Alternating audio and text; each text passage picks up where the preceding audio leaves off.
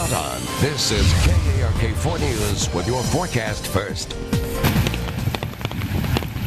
Thunderstorms bring rain and travel over the state again today. Good evening and thank you for joining us tonight at 6 o'clock, everybody. I'm Bob Clausen. Chief Meteorologist Keith Monahan getting right to it now. Keith, we have any more storms out there tonight? Well, we do have plenty of thunderstorms still around Arkansas. Bob, good evening, everybody. We do also have a severe thunderstorm watch in effect until 10 o'clock for much of the state of Arkansas. We'll take a quick look now and show you where the strongest thunderstorms are. The severe thunderstorm warning that was in effect for Pulaski County did indeed expire at 6 o'clock. We still do have some heavy areas of rain from Jacksonville off to the south and east into northern parts of Lono County. Other areas of light to occasionally moderate rain southwest on Interstate 30 down to the Benton-Bryan area into the south and east of Interstate 30. Also further off to the west, we still do have severe thunderstorm warnings for parts of Montgomery County on into a northern part of Pike County. Also across portions of extreme western Hot Spring County and much of Clark County right now, just to the north and west of the Arkadelphia area. Some large hail damaging winds are possible in these two warning areas. These are outlined in the yellow boxes, and these thunderstorms capable of producing 1-inch diameter hail or larger, as well as wind gusts as high as 60 miles per hour or greater. And we have had reports of some hail and some strong winds across the area. Further off to the south, no warnings for you folks living in Ouachita County over into Calhoun County and Bradley County, but areas of moderate to occasionally heavy rain just to the north of the Camden area, east of Red Hill, north of Hamden. This activity drifting off to the south at about 15 miles per hour. Again, much of the state of Arkansas, central and western Arkansas under a severe thunderstorm watch until 10 o'clock tonight. And this watch means that 3-inch diameter hail or larger, as well as wind gusts as high as 80 miles per hour are possible with thunderstorms that do develop and become severe in this watch area. And again, that watch in effect until 10 o'clock tonight. The overall risk of thunderstorms about 30 to 40% through the rest of the evening hours. Another complex of thunderstorms, much like the one that moved into northeast and east central Arkansas today, expected to move towards central Arkansas during the very first part of tomorrow morning. And once those areas of thunderstorms move away, another round of thunderstorms in the afternoon, a lot like today, could be expected. We'll take a detailed look at your forecast in just a little while. Bob? All right, Keith, thanks very much. We'll check back in with you in just a few minutes. A leading Republican candidate for governor says he wants to phase out the state income tax. Asa Hutchinson says Arkansas has to be competitive with surrounding states. And he's telling KARK 4's David Goins the only way to make that happen is to slice the tax on what you pay on what you make.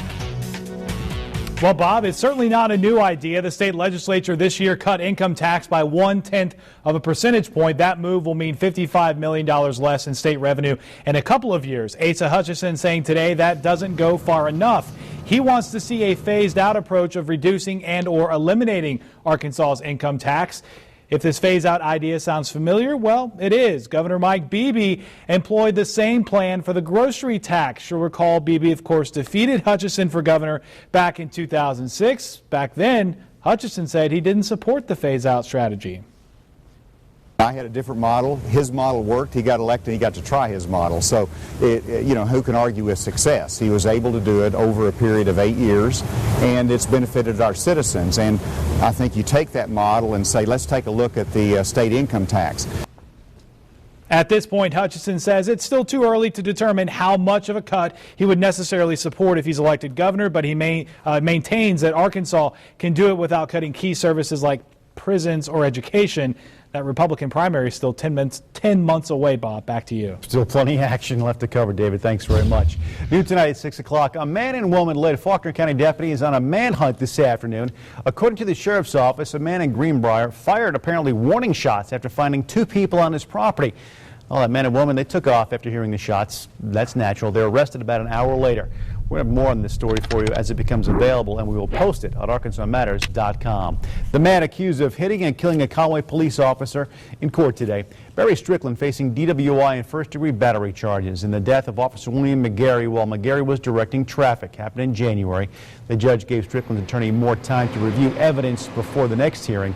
A toxicology report shows Strickland had prescription drugs in his system at the time of the wreck. His attorney says the drugs treating Strickland's post-traumatic stress disorder following his service in Iraq.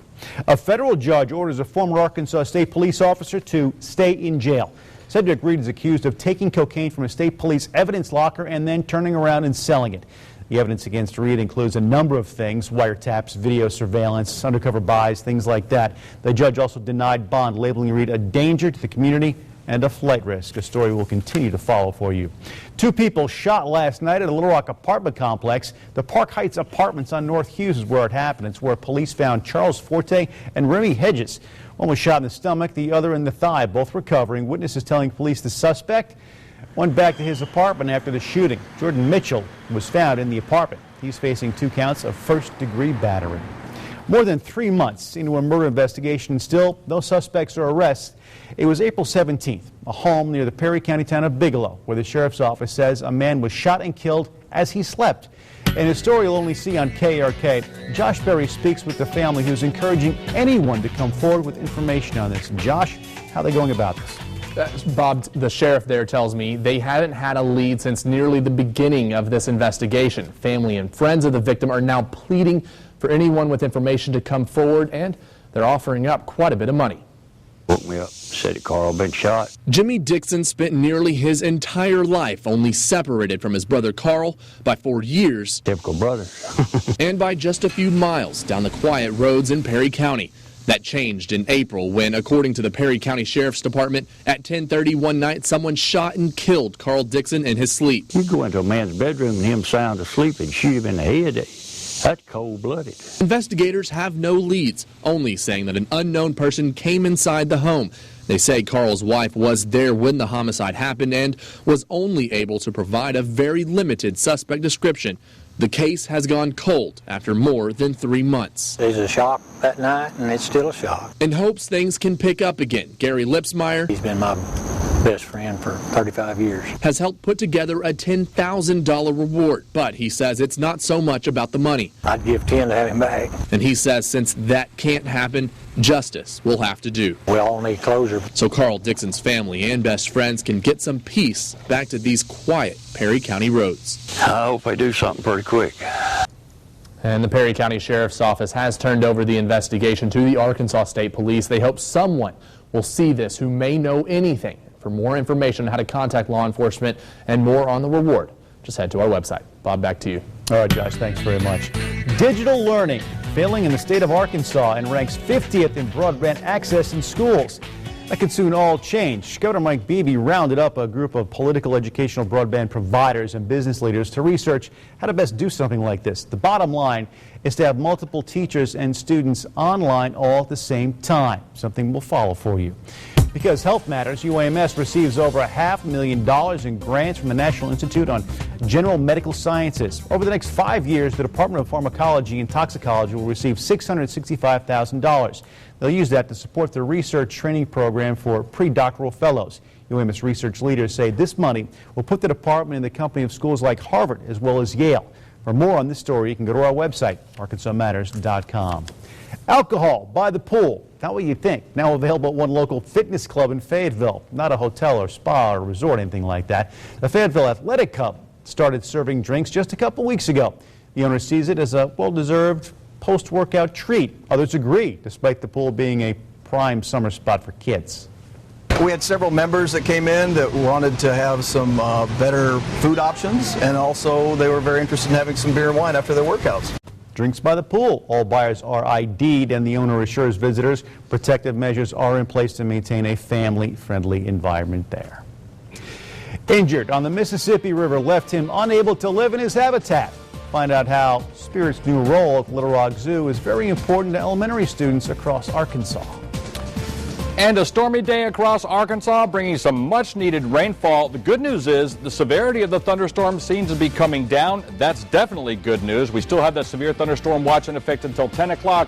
Our numbers in Little Rock today, 91 and 75, over a third of an inch here in Little Rock, but some places picking up between 1 and 3 inches of rain. Flash flood warnings out for parts of the area. We'll look at the radar and the rest of your forecast in just a few minutes.